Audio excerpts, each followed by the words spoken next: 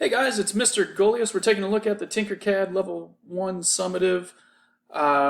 So let's take a look at some samples. Sometimes that makes it a lot easier. Here are on the right, these two are, basic designs similar to this design here on the left, but I did want to share that one because I would highly recommend putting that flat on the plane so it will be easier to print and it's going to come out the way you want it. We had some more creative ones as well. Here's a couple where both of these actually came out okay and printed well.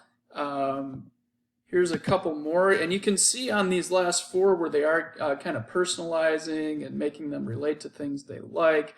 Here's a school we're collaborating with, and here's some of their finished products. But I wanted you, before we start, to just see what the end could look like. And obviously that can have a great range, but there's some samples. I can't wait to see what you guys create. Good luck.